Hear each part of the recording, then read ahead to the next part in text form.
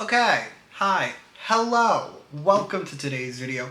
I am here to discuss Starship's Secret Kings, the history of CRAVITY, but I want to make it clear before we begin, I am here entirely for the bestie.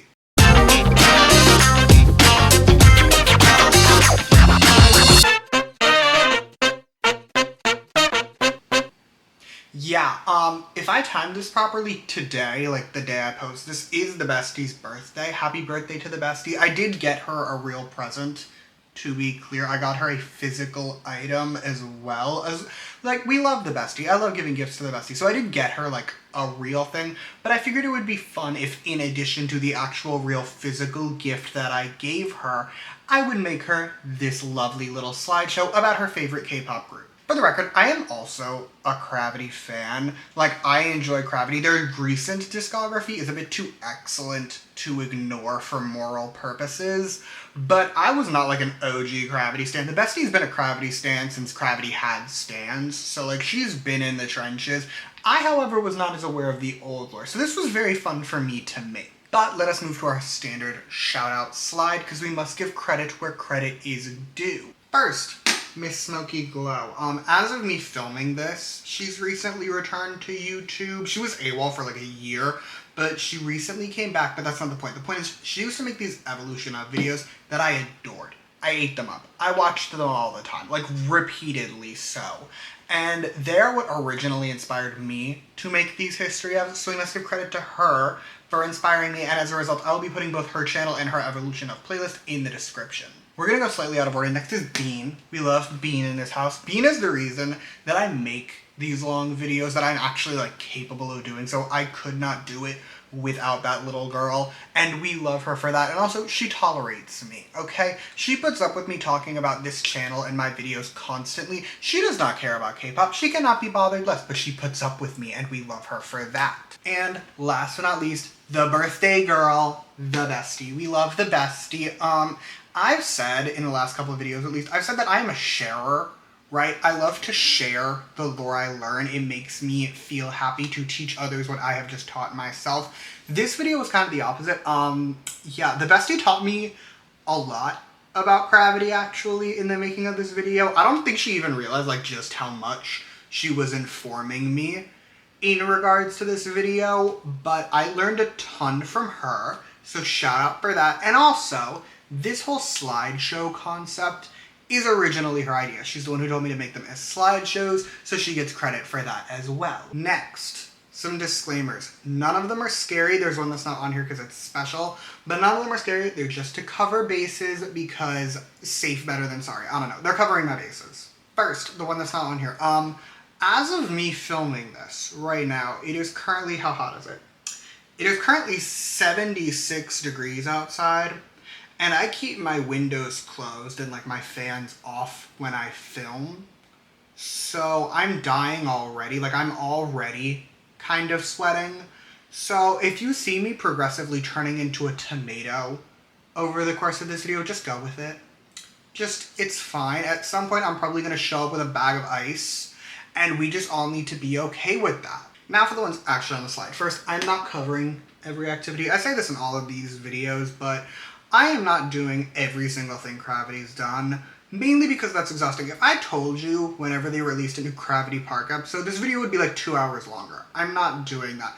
I do what I dub the biggies, okay? They're the things that I care about, and then just generally major things like a concert, an album release, that type of thing. Mainline things, as I like to call them, and then just some other stuff sprinkled in that I want to bring up because it's my channel and I can do what I want. Lastly, opinions at times. Now, I will mostly be giving my opinions about music. I'm going to warn you about that now, but I want to make it clear, I am not a big fan of old CRAVITY music. To be fair, the bestie, longtime CRAVITY stan since day one, did tell me at one point, like years ago now, she was like, yeah, kind of the opinion about CRAVITY is we love the members and we hate the music. So I'm not alone in not enjoying old CRAVITY, but I do not enjoy old CRAVITY, so just be wary of that. But my point is, you can disagree with all my opinions, you can love every song I don't like, and you can hate every song I love, and that's totally fine. Okay, I think that covers everything. Let us have member time. We're going to meet the members of CRAVITY, And to pretend we're unbiased, as always, we will be going in age order. And I always think it's fun because for some groups, like, you can very clearly tell who my favorite is, even if I don't say. But for other groups, it's less obvious. And I do want to see if you can guess who my favorite is. Alrighty, starting us off, we have the one and only Pak Sadim, who was born on March 3rd, 1999, and is CRAVITY's leader, main rapper, and visual. Here's a visual image for you visual learners. On top of that, because I think it's fun, I have included both their representative color and emoji in every slide. His color is coral, hence the name, and his emoji is a wolf. Now, prior to joining Starship, Sadim actually had a pretty impressive resume, if you ask me. He trained at both Cube and YG. He even won a YG audition, like he got first place, which I find impressive, and based off his age, aka 1999, if I had to guess, they would have tried to throw him in Treasure, or at least into the demonic show that created Treasure. Now, let's have some Sadim fun facts. First, he used to be a backup dancer for his label mate Jongseon. We like Jongseon in this house, okay? I think he has a really good discography, and I appreciate that he was a backup dancer for him. On top of that, fans think that this man with this face looks like Sungwoo from 101. Either A, I have forgotten what Sungwoo looks like, or the general public is insane, and frankly, I don't think it's the former. Anyway, next member, Alan Ma. He does have a Chinese name. I do not trust myself to pronounce it, but I will put it on the screen. Alan is CRAVITY's main dancer and lead rapper. He was also born on April 26, 1999. As for his color, okay, this is supposed to be red. I don't know how it's going to come off on camera. On my laptop, it does actually look red, but on my TV, it looks very orangey, but his color is red. Also, his emoji earns him extra credit. It is a penguin. I love penguins, so he gets extra credit for having a penguin as his emoji. Now let's talk pre-Starship lore. Alan trained at JYP. He specifically trained with Stray Kids. He's still friends with at least most of the members, specifically Bangtan. He brings up Bangtan a decent amount. This is him with Bangtan, if you couldn't tell. They're friends. I love that for them. Alan fun fact time. Alan fun facts include being the multilingual girl of the group. We all need one. Alan is this one. And also, he said his role models are cosmic girls, like Uju Sonya, aka like the Starship girl group. And that made me sad.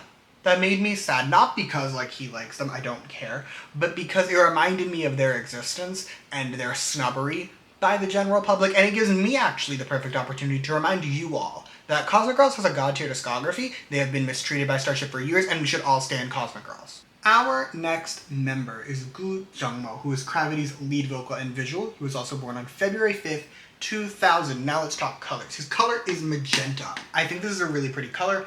I really like it. I hope it shows up well on camera. In my little monitor, it looks a bit weird. On my TV, it looks nice. We're hoping for the best. Also, his emoji is a cat, and I like that. Jungmo's the first member we have that actually didn't do anything of note before joining Starship, so we're gonna jump ahead to his fun facts. Jungmo fun fact number 1, like my own mother and various members of my family, he is a devil's minion, aka he's a lefty. He uses his left hand. Good for him.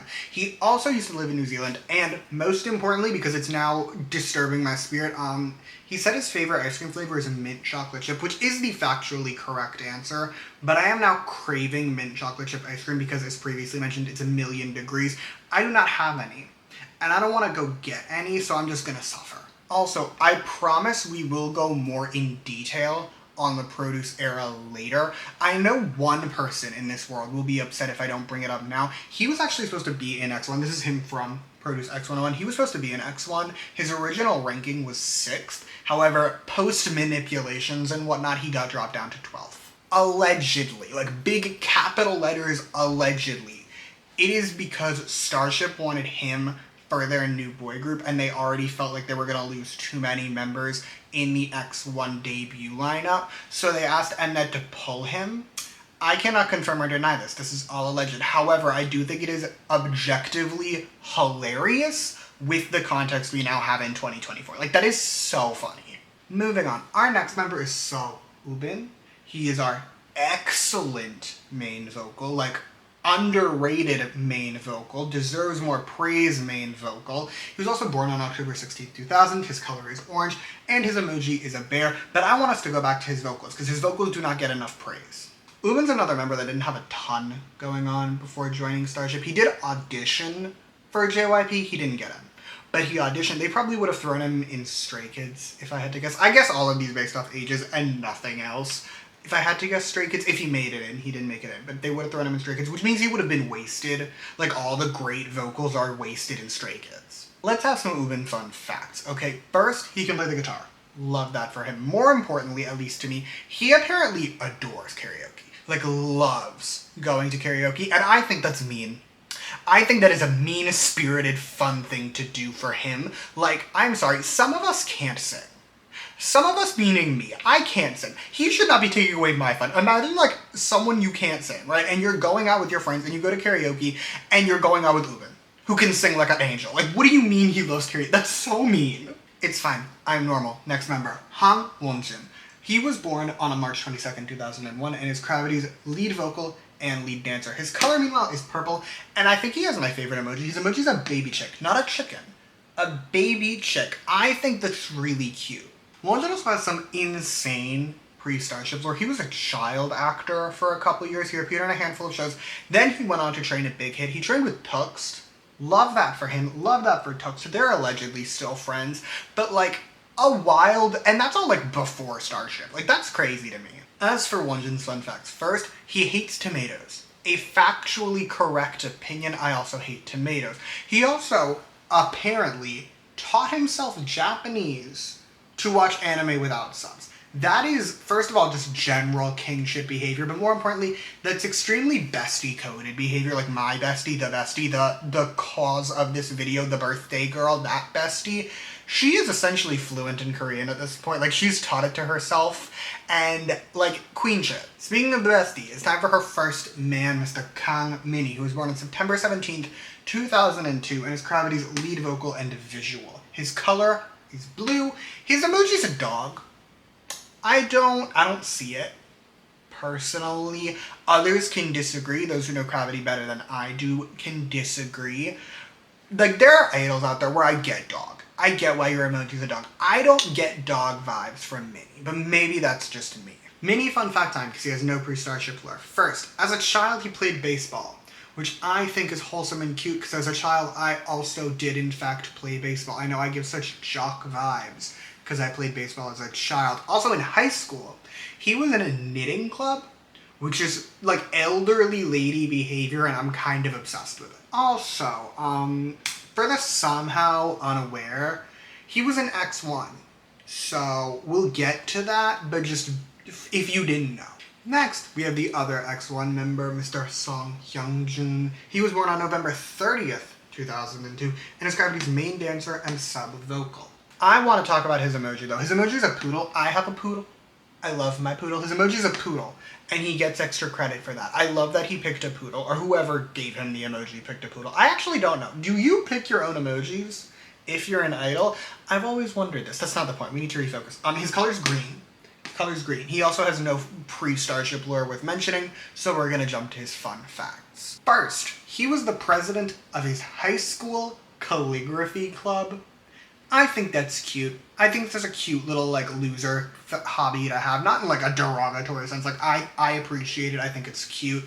Also, according to the bestie, and she's making me bring this up, and I fear her, both of his sisters, he has two older sisters, both of them are apparently obsessed with Mini. I was informed I must mention this, and again, I fear her. Anyway, our next member is Kim Taeyong. He was born on January 27th, 2003. He is the lead dancer and sub vocal and has a scary accurate emoji. It's a fox. I think that's actually very accurate for him. Also, he has a good color. His color is teal. I like teal. Next, his pre-Starship lore. He actually trained at SM, meaning across the members of this group, we've hit pretty much all of the other big agencies, at least the big 3/big 4. At least I think we have. I'm actually not 1000% sure he trained at SM. I'm assuming he did, but across the internet I've seen him called a trainee, an apprentice, and an intern. So I don't know if he was like training or like getting coffee. I don't know. I assume he was a trainee because while yes, SM does make a habit of exploiting minors, I don't think they'd make like a 10-year-old or however old he was probably like 14. I don't think they'd make him like go get coffee. Like I think he was a trainee. Fun fact time. Taeyong apparently lived in Malaysia for a little bit. That's fun. That's cute. Good for him. He also apparently enjoys doing laundry, which I wish could be me. I actually like currently, as of this very moment in time, need to do laundry, but instead I'm filming this video. I'm spending my time with you instead of doing my laundry. We should all be honored. Nothing I just said matters because it's time for the bestie's actual boy, like her number one boy, potentially ever, but definitely in CRAVITY, Sir Sungmin. He is the group's sub-vocal and Mapme, being born on August 1st, 2003, meaning he just turned 21. Happy birthday to this boy. Sungmin's also another member with a scary accurate emoji. His is a bunny, and that's so true. That's so accurate. That's so correct. His color is also yellow, and I want to make it clear, we love Sungmin in this house. We do. I at least adore this little boy. He's a tiny king, and I say that only partially because the bestie would absolutely hold me captive and psychologically torture me a la Annie Wilkes if I said a single negative thing about him. Anyway, I actually let the bestie pick all of Sungmin's fun facts because this is her boy.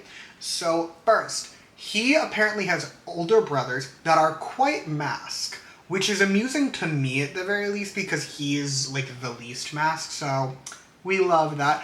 Also, when he was a trainee, he used to pretend he was allergic to chicken because he didn't want to eat with the other members. I think that's so funny. And when he was in high school, he apparently had his own fan club. Like, the girlies were obsessed with him.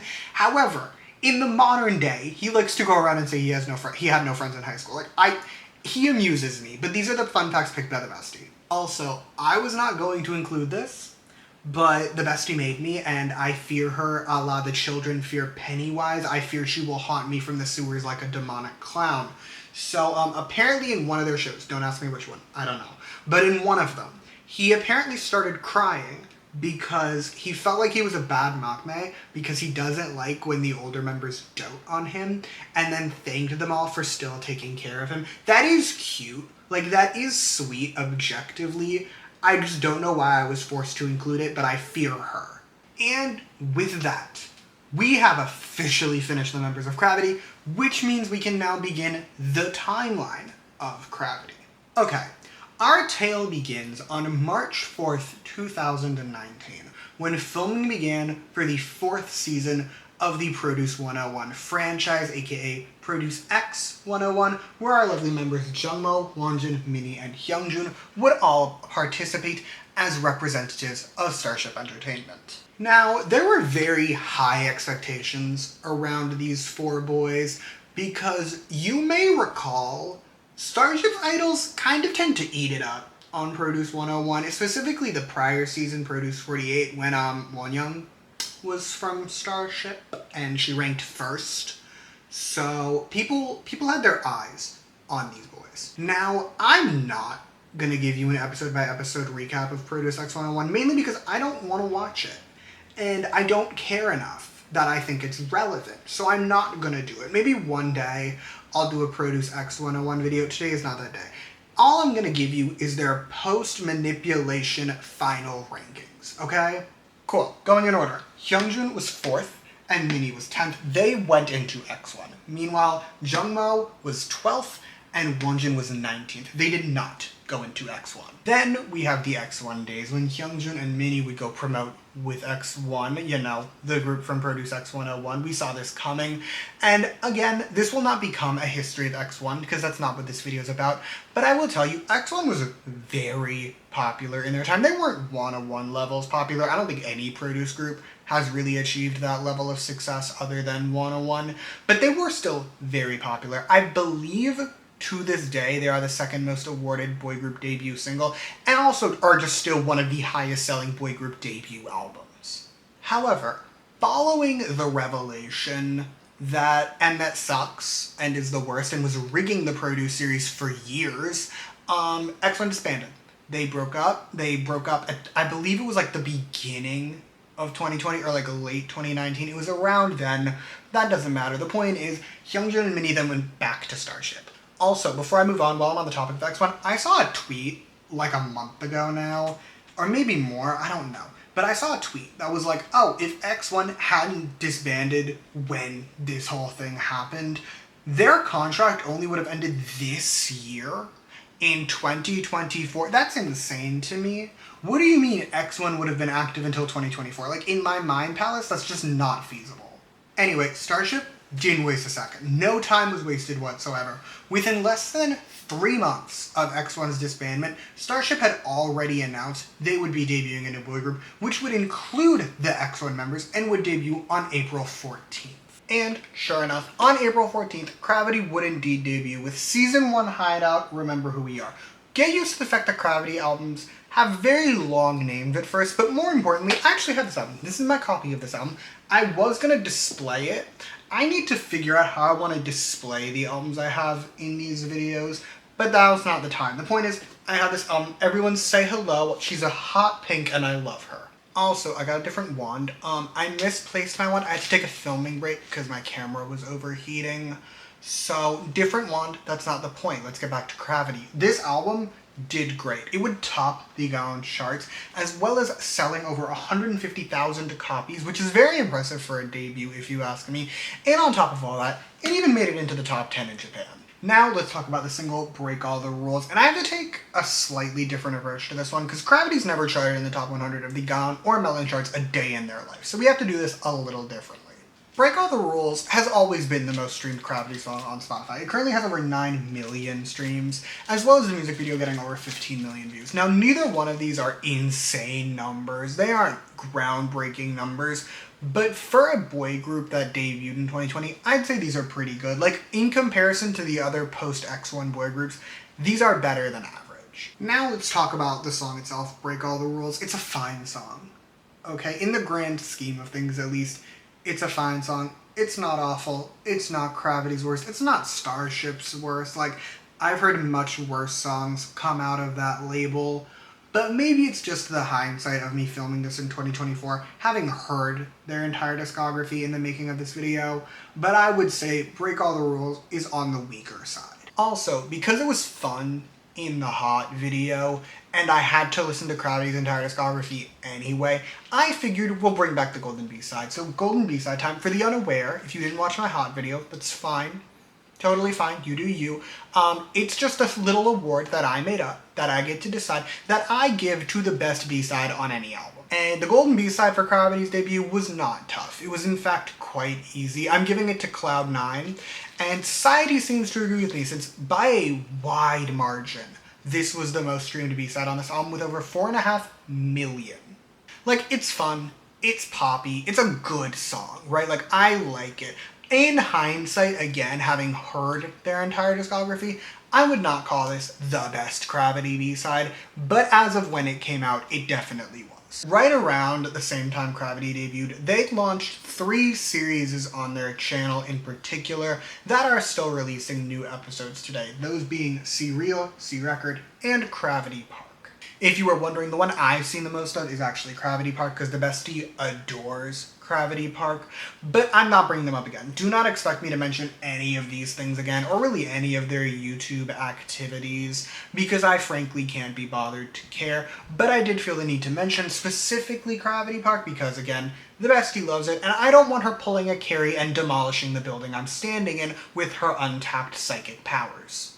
After promotions for Break All the Rules, CRAVITY would return to music shows to promote another song. They do this all the time, get used to it, but they chose Cloud9 as their follow-up single, which you may recall I loved, so I was very happy about this, and it got its own music video even. The music video came out on June 17th. To be clear, I will not be going into great detail about the success of these follow-up singles for pretty much any other one. Cloud9's getting an exception because this song did quite well. You may recall, I just told you, it has 4.5 million Spotify streams, which is very impressive. It also has 15 million music video views. For context, it has just under what the actual mainline title track got on YouTube. So I would say all around, this was a pretty successful release for CRAVITY. CRAVITY did not wait long to return, putting out their second mini-album, Season 2 Hideout, the new day we step into, along with its title track, Flame, on August 24th.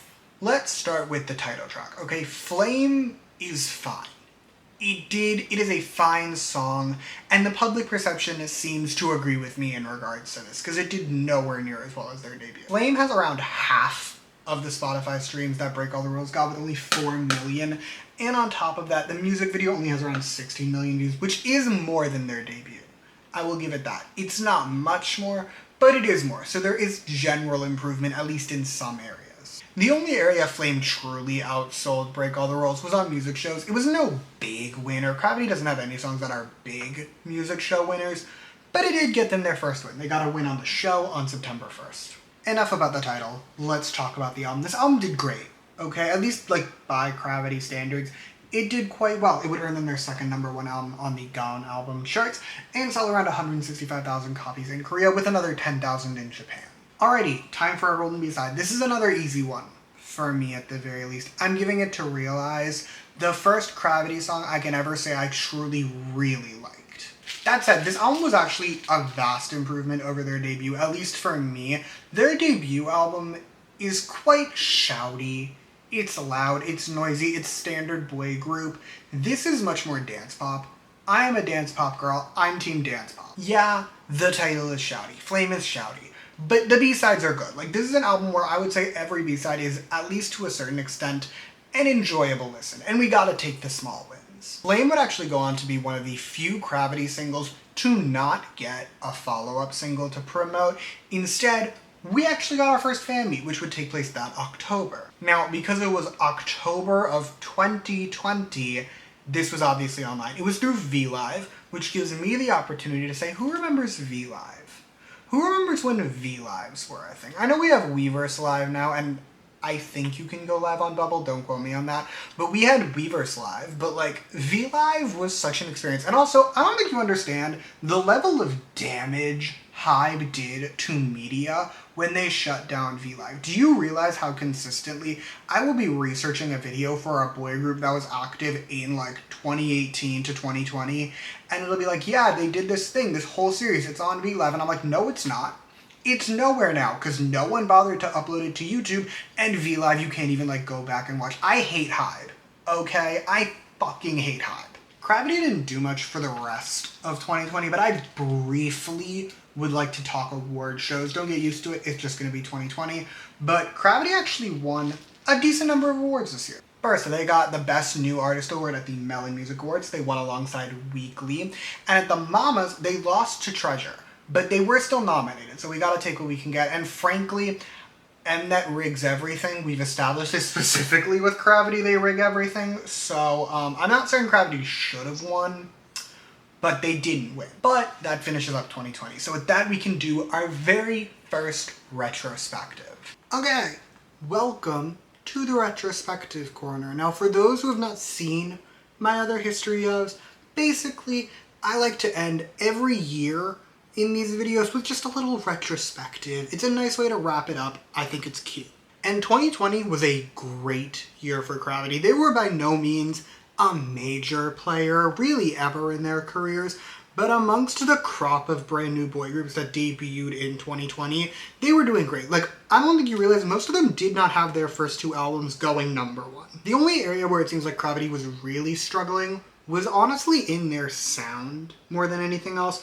Their first 2 minis are very sonically different. Their first one's very loud, a very classic boy group, whilst their second one, it's much more dance pop. But that's all I got for 2020, so let's move to 2021. Alrighty, welcome to 2021, aka the first full year of CRAVITY. And we start off the year pretty quickly with the release of CRAVITY's 3rd mini album, Season 3 Hideout, Be Our Voice, which came out on January 21st, along with the title track, My Turn. Now, I'm gonna say something about My Turn that's not gonna make sense, like logically, but is also correct. This is simultaneously CRAVITY's best and worst title to date. Like, objectively, to me, this is not a good song. I do not think that this is an enjoyable, no, that's not the term. It's not good.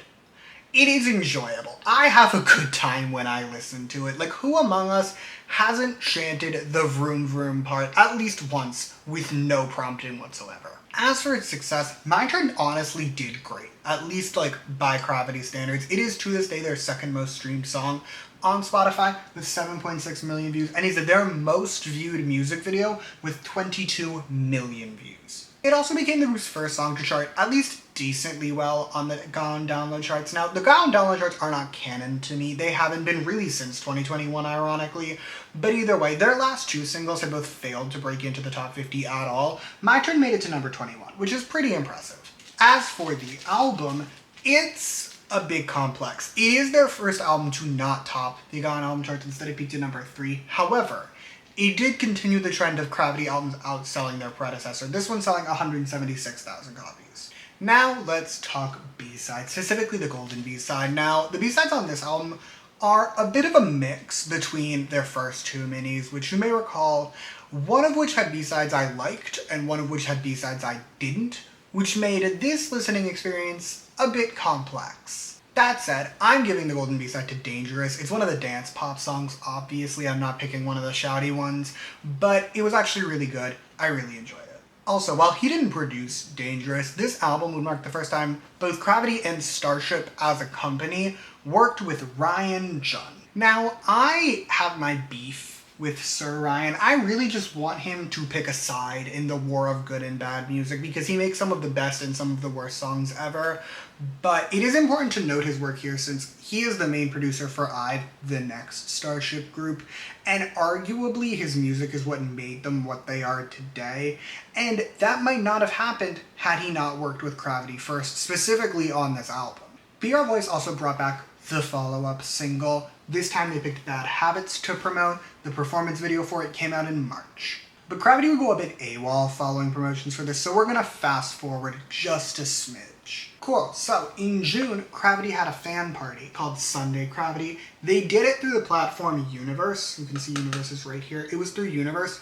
Universe was a mess, frankly. I feel like it could have been better had it been better managed, I'll say. Again, like with everything else, they should have put me in charge. I would have run the shit out of it. But either way, that's not the point. The point is they had a fan party. Then, on August 19th, CRAVITY released The Awakening, Written in the Stars, the first part of their first studio album, and another I have a copy for it. Hold on, I'm trying to get it without like a weird reflective glare. It's very hard. This album's very reflective, but I do have a copy of it. Everyone clap. The album would go on to peak at number 3 on the GAON charts, just like their last mini had, and also, just like their last mini, continued the trend of outselling all the group's past albums, this time selling 185,000 copies. Now, let's talk title track. The lead single for this album was Miss Gas Pedal, and you remember how I said My Turn was both CRAVITY's best and worst title at the time? Yeah, this one was just bad. I don't know if I'd call it their worst title, but it definitely was a bad one, and I definitely would die on the hill that as of this point in CRAVITY's career, they had yet to release an actual good title.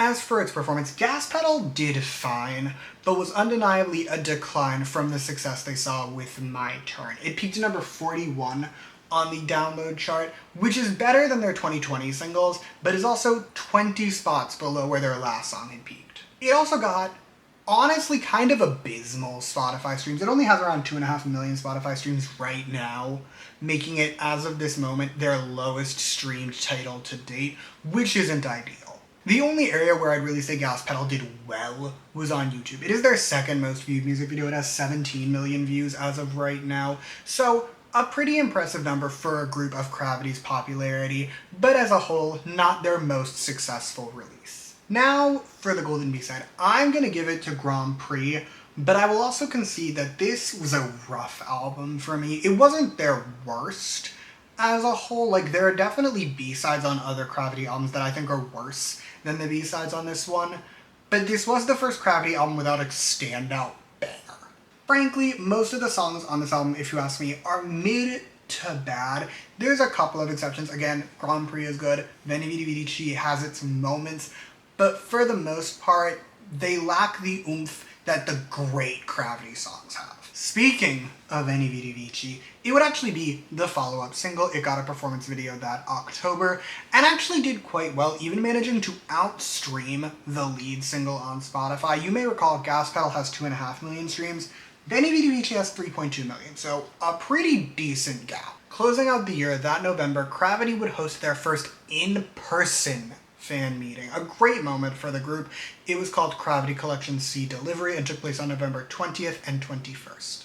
After that, it was just normal year-end things and whatnot, so we're gonna jump back to the retrospective corner. Alrighty, welcome back to the retrospective corner, and I would say 2021 was a bit of a meh year for CRAVITY, both commercially and musically. Like, yeah, their albums sold fine, but they went from back-to-back number ones to back-to-back number threes. And while, yeah, the number three albums did technically sell better, they didn't sell that much better. Musically, meanwhile, let's just say they continue to not be for me, okay? Like, yeah, My Turn is chaotic and fun, but I definitely wouldn't call it good. And meanwhile, the B-sides they put out this year were a bit of a decline from what they put out the last year. Again, if you ask me.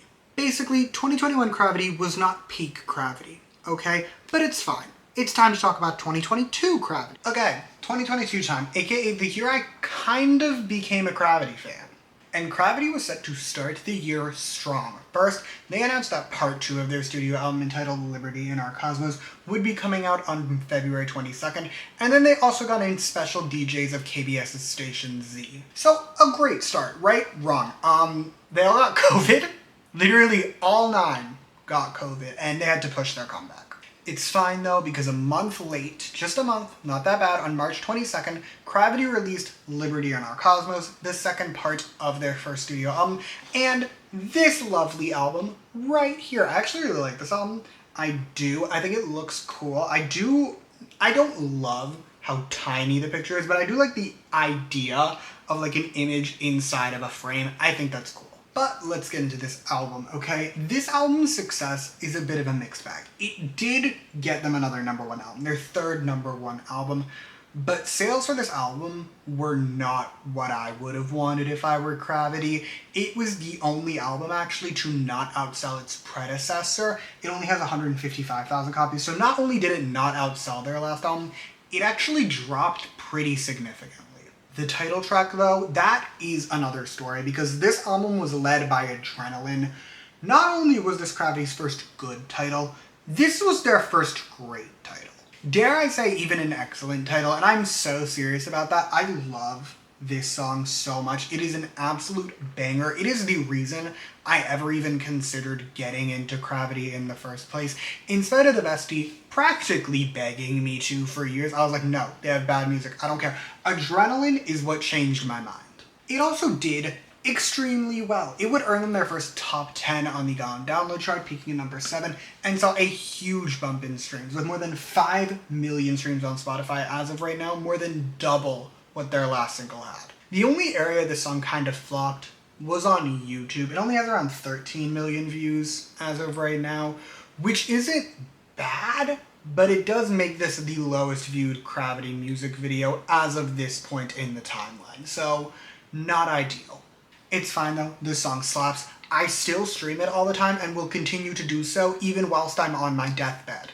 Now for my golden B-side, I'm giving it to Maybe Baby. I love that song. I really think it is CRAVITY's best B-side since Realize. I think it's so good, and it's so fun, and it's so cute, and it's just amazing.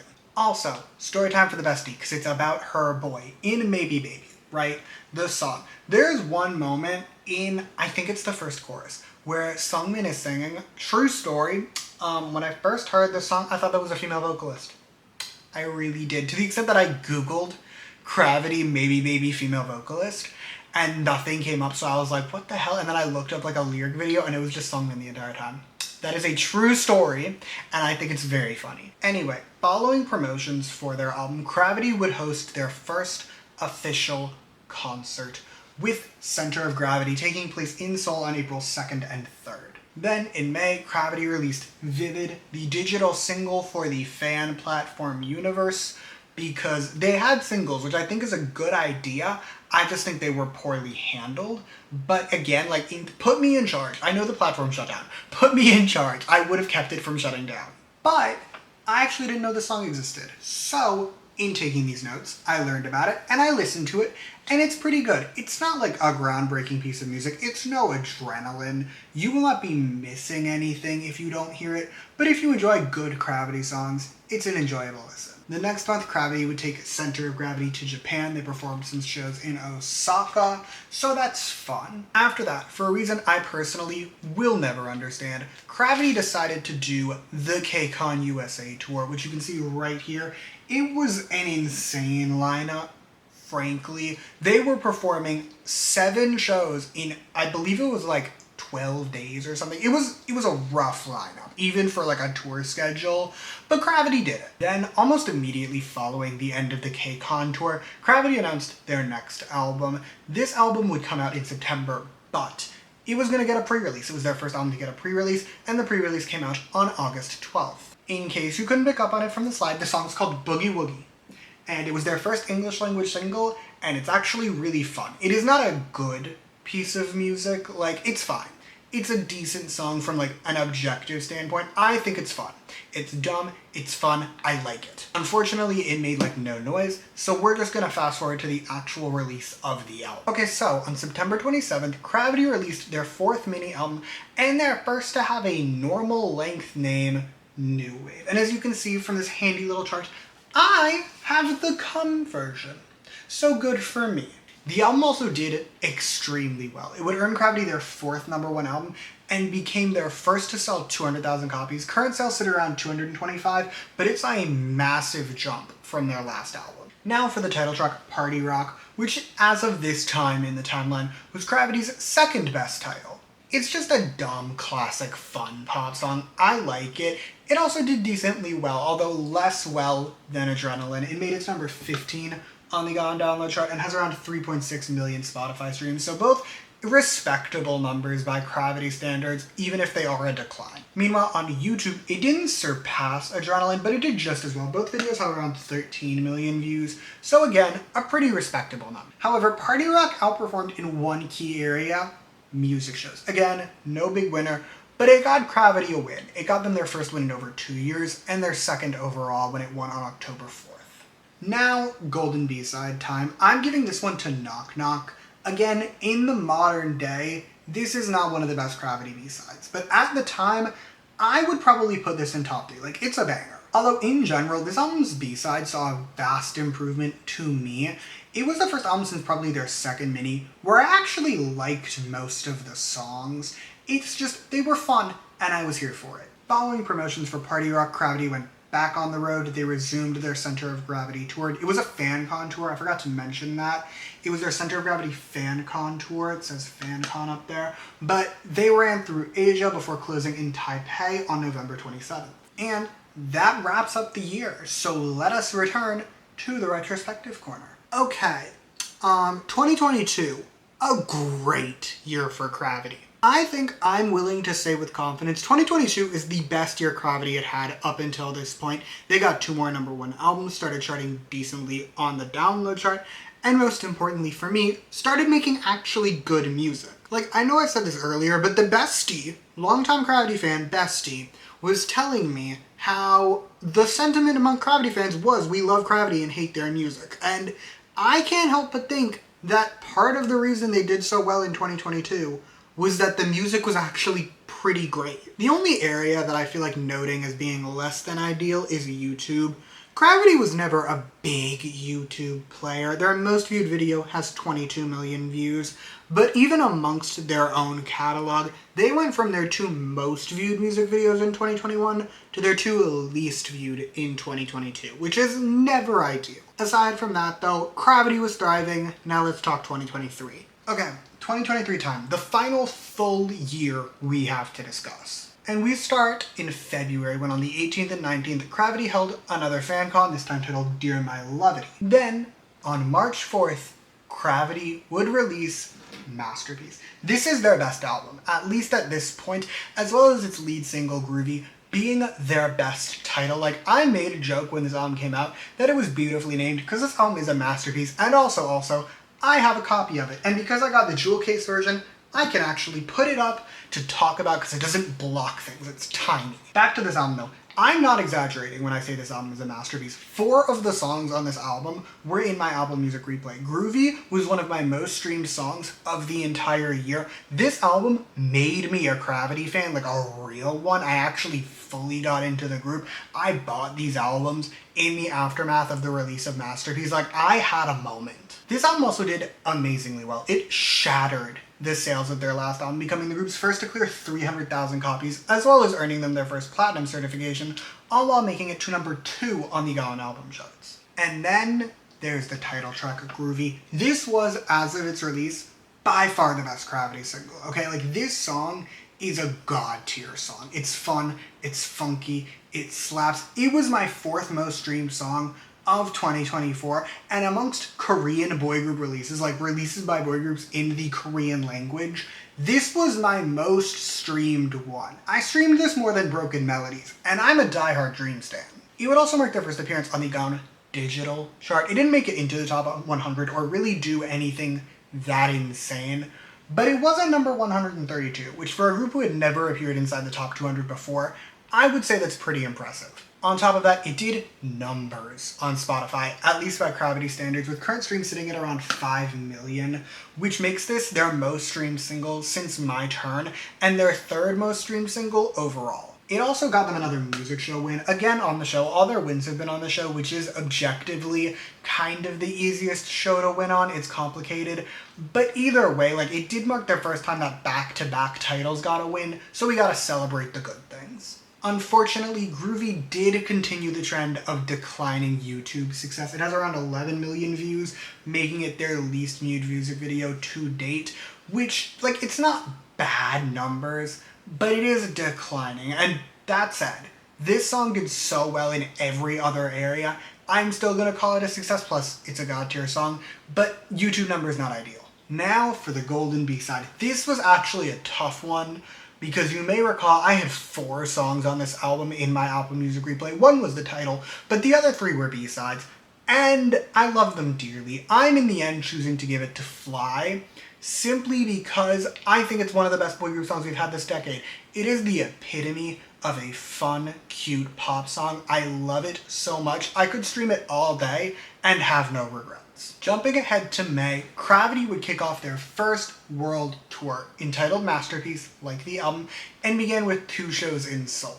The tour would technically end in October with a show in Bangkok, but the main chunk of the shows were summer of 2023, June and July. They had a whole US leg during that time. They didn't come here, and I'm fine. It's so incredibly fine. I'm okay with that, in fact. It's not like I had multiple friends go to multiple different shows. Like, between my friends, there were multiple shows attended for this tour. I'm not mad.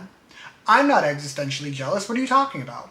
Then, in July, just as they were wrapping up their main chunk of shows for their tour, CRAVITY would make their Japanese debut. They released their first Japanese single, which was led by a Japanese version of Groovy. And it did quite well. It made it to number 3 on the Japanese charts and sold around 40,000 copies, which is no insane numbers. We've covered groups on this channel that have done way better in Japan, but for a group of CRAVITY's popularity, I would consider this a resounding success. The album also had the B-side, I Can't Fight the Feeling, which was the group's first original Japanese song, and it's actually pretty great. It's no Groovy, but to be fair, 99% of songs aren't at Groovy's level, so we can't be too harsh. August didn't really have much going on. They were probably just recovering from their tour, which is fine. We're gonna fast forward to September, when on the 1st of the month, CRAVITY released Cheese, the digital single and pre-release for their then upcoming 6th mini album. And Cheese is complicated, okay?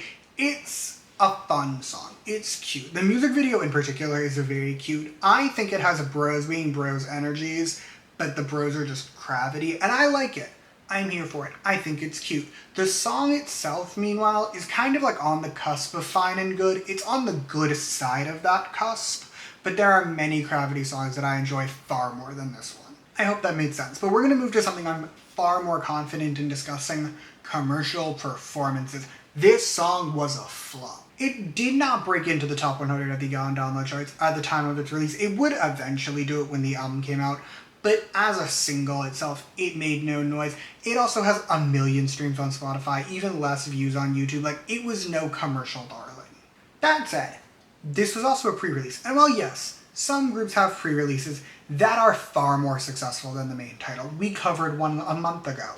In this case, CRAVITY specifically, a group of their fan base, I'll say, and their popularity, digital sales are not their strong suit, so a pre-release, I get why they would do one, but I don't think it's the place they're really gonna get to show off, if that makes sense. But it's fine. Just a week later, CRAVITY would release Sunseeker, their 6th mini-album, along with its title track, Ready or Not. Okay, album time. This album did great. It would earn CRAVITY another #1 album and become their 2nd album to clear 300,000 copies, with current sales sitting at around 340,000. Unfortunately, the single Ready or Not was not as big of a success and failed to meet the same level of success as their last single had. It did do decently well in terms of the download chart. It made it to number 7, which is pretty impressive. It's lower than their last title had made it to, but it's still fine. Spotify, however, saw a huge drop in streams. Ready or Not only has 1.8 million streams, making it the least streamed mainline CRAVITY single to this day. It also saw a pretty significant drop on YouTube. It only has 9.5 million views, making it the first CRAVITY music video ever to fail to clear 10 million, which is just never ideal. Basically, Ready or Not, probably the biggest flop for CRAVITY in comparison to other songs at the very least. And that's kind of sad, because I like Ready or Not. I think it's a good song. The only issue is it's sandwiched between the two best CRAVITY songs, but I feel like it just doesn't get the love it deserves, both by the general public and honestly by me. But with that, it is golden B-side time. I'm choosing to give it to the song Vibration, although with the caveat that I would like this song a lot more if it came out a year earlier. Although honestly, that's true for the whole album. Like, this is a good album. Sunseeker is a good album.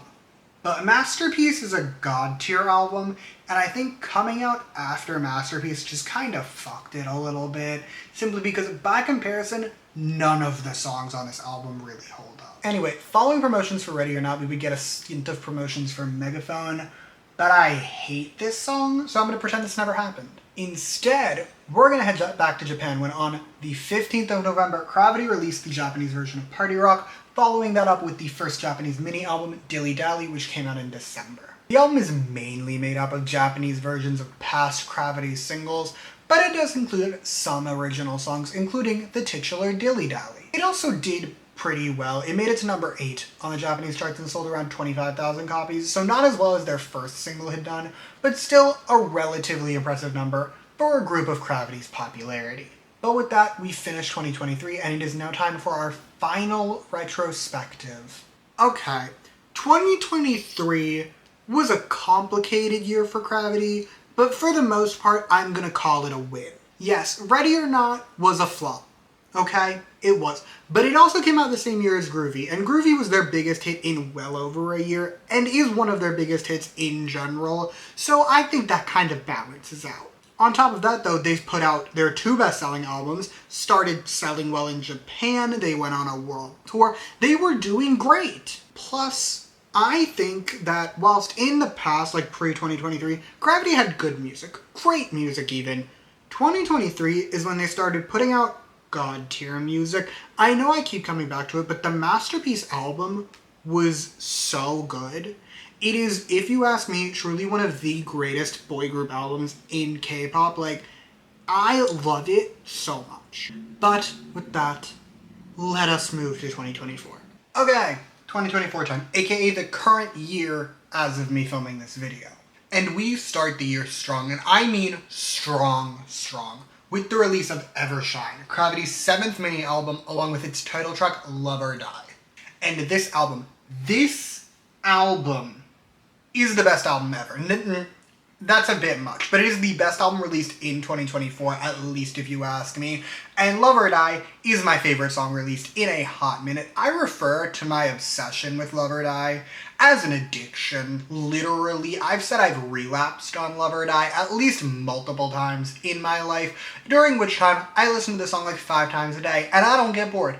I think it's the best song ever. But first, the album. This album did do well. okay? It did outsell their last one, but not by as much. Its current sales are around 350,000, so it is more than Sunseeker, but only by around 10,000 copies. It also peaked slightly lower. It peaked at number 2 on the Gone album charts behind the Plave album. Keep that in mind. It will come up later that this album came out the same week as Plave. But enough about the album. I need to talk about Love or Die, okay? This song is the light of my life and arguably fire of my loins. I love it in the way very few songs have ever impacted me, and frankly, I'm convinced I have a psychologically diagnosable obsession with it. And so did Society, at least to a certain extent, because I would argue Love or Die is CRAVITY's biggest hit in years. First, chart performance. This song did only debut at number 10 on the Gone download chart. However, you remember how I told you Plave's album came out the same week? Yeah, Plave's album was a beast of a charter, so when you ignore Plave, CRAVITY actually had the 4th highest selling song that week. It also got them their highest appearance on the Gone digital chart, making it to number 127. Now again, that is not an insane number. We've covered far more successful groups. But for a 2020s boy group, like of the post-X1 era boy groups we'll call it, that's very good. Moving away from the charts, let's talk streaming numbers. Love or Die got a huge bump in Spotify streams compared to the group's last single, with over 3.5 million streams. And for a song that's only 6 months old, that number is definitely gonna go up. It also got a bump in YouTube numbers, with it currently sitting at 11 million views, just barely beating out Groovy to become the group's most viewed music video in over a year. And again, it's only 6 months old. That number's gonna go up. And then there's its music show performance. Love or Die, like Groovy before, it would get a win on the show. It would get CRAVITY their 4th win. But much more impressively, it got them a win on Music Bank, beating out Le Seraphim's Easy and earning the group their first win on a major music show, as well as making Love or Die their first song to get multiple music show wins. And when I tell you this hype was fully deserved, I've said this many times, I love this song. I love it with all my heart and soul. I stream the ever-living shit out of it pretty much on like a weekly basis. I will have a day where I need to listen to Love or Die at least 3 or 4 times. I love it so much. If you enjoy good music, you will enjoy this song. Now, let's talk B-sides. This was another tough album to pick a B-side for, because the B-sides on this album are extensively god tier, okay? There's one song that I don't love, and the other B-sides are all incredible. I picked 2, because my first choice feels a little cheap, so we got 2. First, Over and Over. I think this is a summer song. I'm aware it came out in February. I don't care. This is a summer anthem, okay? I want a music video for this song where they're on the beach, where they're just fucking around and being goofy. I want cheese, but on the beach. Yes, I know, Over and Over already has a music video, but I don't care. A, who said a song can't have 2 music videos? I think it can have 2, and 2, the vibes are summer. Yes, the music video they put out is cute. It's from their fan meet. We will get to it. But the vibes are summer. I'm right about this. On top of the vibes, it is objectively an excellent song. It's a lot softer, I would say, than Love or Die. Like, Love or Die is a banger through and through, and so is the other song, which we will get to. But Over and Over is just, it's sweet. It's cute. I like it a lot. Now for my quasi-cheap choice, which is C'est la vie. I love this song, okay? It is a banger, and it has all the je ne sais quoi a song can have to make this, in my opinion, the best B-side. Definitely on this album, maybe even in CRAVITY's entire discography. At least it kind of is. I don't know what to call this song. I would consider it still a B-side, but I can see the argument it's not, because after promotions for Love or Die, they came back and promoted C'est la vie. So, like, it's not fully a title, but it's not fully a B-side. I like to think of it as like half a B-side, but either way, it's an amazing song. Following promotions for Evershine, we would get our latest fan con, this time titled Levity Games. It took place in April, and it completely sold out. I don't know if I've been mentioning that. Their fan cons typically sell out. Also, the set list for this fan con, bit insane. It has like some of the best CRAVITY songs on it, and then they close on Over and Over, which I think is the perfect closing song for a concert. I think low-key, all of their future live performances should close with Over and Over. It was pretty quiet, so we're gonna jump ahead to June, when on June 5th, CRAVITY released their second Japanese single, Show Off. Ironically coming out the same day as the second NCT Dream Japanese single. Like, these are the things that I know, mainly because I'm insane. But Show Off was another decent success for CRAVITY. It peaked at number 3 on the charts, sold around 30,000 copies, so better than their Japanese mini, but not quite as successful as their first Japanese single. However, their single is the most recent thing CRAVITY did, so let's look to the future. They're scheduled to appear on Road to Kingdom 2, and I'm actually very excited for this for a couple reasons. The main reason, however, is simply that every group that's gone on one of the Kingdom, Queendom, Element shows, with like 2 exceptions, have seen a massive influx of fans, and I want that for CRAVITY. I want people to know that they suddenly have amazing music. I want people to be aware of this. And I want them to have more fans. And I think Road to Kingdom will probably get them that. But that's all I got for you today. So I can officially say that this has been the history of CRAVITY, and happy birthday to the bestie. But yeah, that's all I got for you today. I hope you liked this video. If you did, you can like and subscribe. Or no, I'll be okay either way. You can also comment whatever you want in the comment section. You can also go to the description. I will put down there all of my CRAVITY reviews, as well as a playlist that has all of my other history ofs. These are so fun to make. I don't think you understand. I have the absolute time of my life whenever I make these videos, so you can check all those out if you so choose. And yeah, thank you again for watching. Bye!